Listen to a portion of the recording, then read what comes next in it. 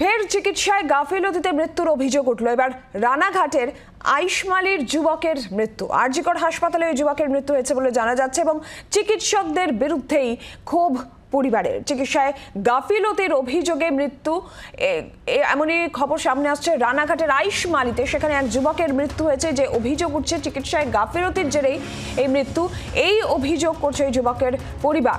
আরজিকর হাসপাতালে এই মৃত্যু যুবকের। চিকিৎসকদের বিরুদ্ধেই ক্ষোভ উগরে দিচ্ছে এই যুবকের পরিবার।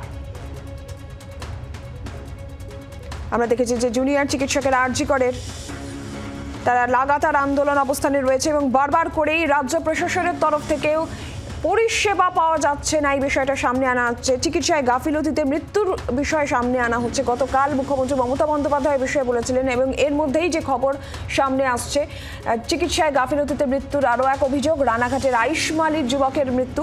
আরজিকর হাসপাতালে এই মৃত্যু এবং চিকিৎসকদের বিরুদ্ধেই ক্ষোভ উগরে দিচ্ছে পরিবার। ঠিক কী ঘটনা এক্ষেত্রে ঘটেছে, কি অভিযোগ পরিবারের, আমরা জানবো। বিশ্বজিৎ মিত্র টেলিফোন লাইনে রয়েছেন প্রতিনিধি, আরও বিস্তারিত জানাবেন। বিশ্বজিৎ। সেটা হচ্ছে গত মঙ্গলবার রানাঘাট 2 নম্বর ব্লকের গান্নাপুরের আইশমালির বেলেয়াটির বাসিন্দা মৃত যুবক নন্দ বিশ্বাস, বয়স তার 24।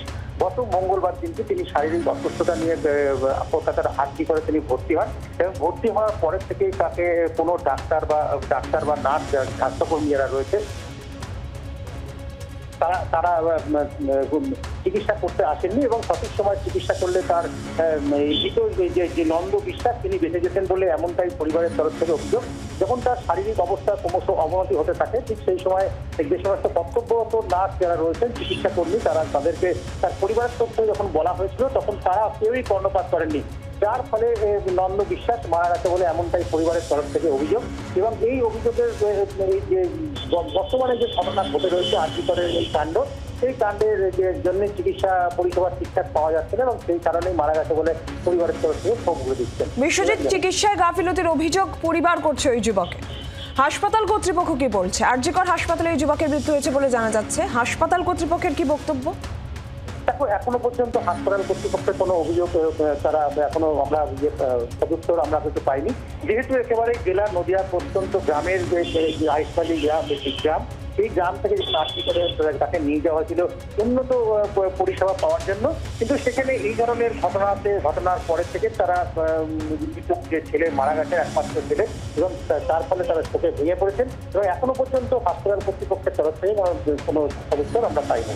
নিরঞ্জনা। ধন্যবাদ বিশ্বজিৎ।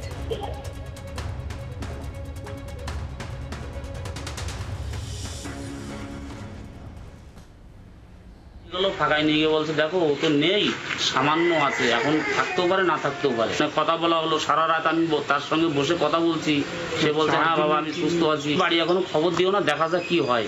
তা আমি বলছি ডাক্তারবাবু এটা তো আপনারা হাতে করে মারলেন, ওকে বিনা চিকিৎসায় মেরে দিল আর কি। বাংলার আওয়াজ, বাঙালির আবেগ, জি 24 ঘন্টা।